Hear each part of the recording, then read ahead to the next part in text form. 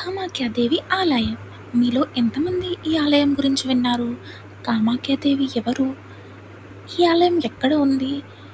ఈ ఆలయంకి వెళ్ళిన వారికి ఎలాంటి కోరికలు నెరవేరుతాయి? తెలుసుకునే ముందు ఈ ఆలయం వెనుక ఉన్న కథని తెలుసుకుందాం. దక్ష మహారాజు సతీదేవి తండ్రి శివుణ్ణి ద్వేషించేవాడు. ఒకసారి అతను ఒక పెద్ద యాగం నిర్వహించాడు, కానీ శివుణ్ణి ఆహ్వానించలేదు. ఈ విషయం తెలుసుకున్న సతీదేవి తన భర్తను అనుమానించిన కారణంగా తన తండ్రిపై ఆగ్రహించి ఆమె తన శరీరాన్ని అగ్నిలో అర్పించుకుంది, అంటే అంతఃకరణ దహనం చేసేసుకుంది. శివుడు ఈ వార్తను విని తీవ్రంగా విషాదంలో మునిగిపోయాడు.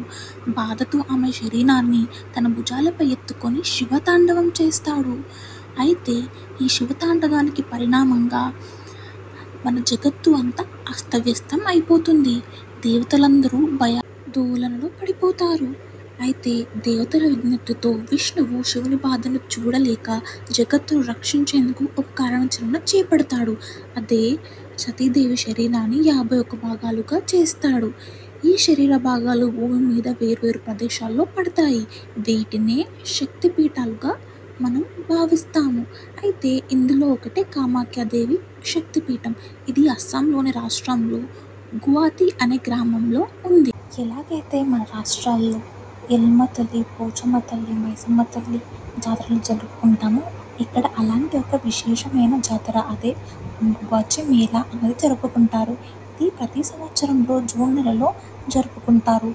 ఇక్కడ భక్తుల నమ్మకం ఏంటంటే ఈ జూన్ నెలలో 3 రోజులు కామాక్షి దేవత ఋతుక్రమంలో ఉంటుంది. భక్తులు ఆలయం వెలుపలే కూర్చొని దేవిని ధ్యానం చేస్తూ ఉంటారు.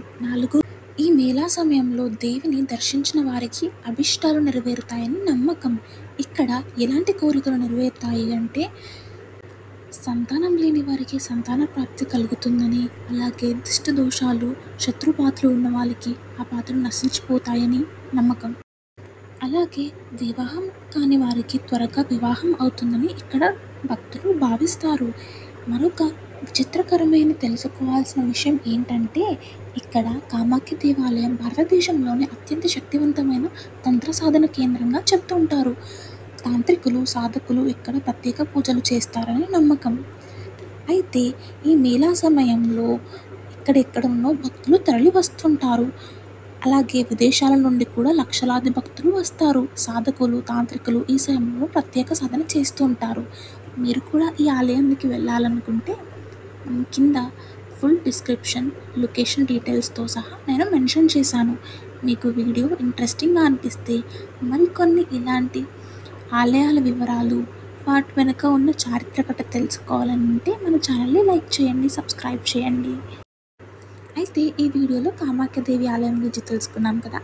అలాగే మిగతా కొన్ని ముఖ్యమైన శక్తిపీఠాలు ఎలాంటివి అంటే కోల్కత్తాలోని కాళీఘాట్, పశ్చిమ బెంగాల్లో ఉన్న శక్తిపీఠం, మరియు ఉత్తరప్రదేశ్లోని విశాలాక్షి దేవి, వారణాసిలో ఉన్న శక్తిపీఠం, మరియు హిమాచల్ ప్రదేశంలో ఉన్న మహాకాళీదేవి, ఉదయపూర్ శక్తిపీఠం, మరియు మన ఆంధ్రప్రదేశ్, తెలంగాణలలో ఆంధ్రప్రదేశ్లోని భ్రమరాంబిక శ్రీశైలంలో ఉన్న శక్తిపీఠం, మరియు జోగులాంబ మనందరికీ తెలిసిన శక్తిపీఠం అలంపూర్లో తెలంగాణలో ఉంది, మరియు తమిళనాడులో కన్యాకుమారి, బలూచిస్తాన్ అంటే పాకిస్తాన్లో ఇంగ్లాండ్ మాత శక్తిపీఠం, హిమాచల్ ప్రదేశ్లో నయనదేవి శక్తిపీఠం, బీహార్లో మంగళగౌరి దేవి గాయాలో ఉన్న శక్తిపీఠం గురించి కూడా ఇంకా కొన్ని వివరాలు తెలుసుకోవాలన్నా, లేదా మీకు ఎలాంటి వీడియోలు కావాలి అన్నది మీరు కామెంట్ బాక్స్లో పెడితే నేను వాటి గురించి పూర్తి వివరాలు కనుక్కొని మీకు ఇంట్రెస్టింగ్గా ఇలానే వీడియోస్లో చెప్తూ ఉంటాను.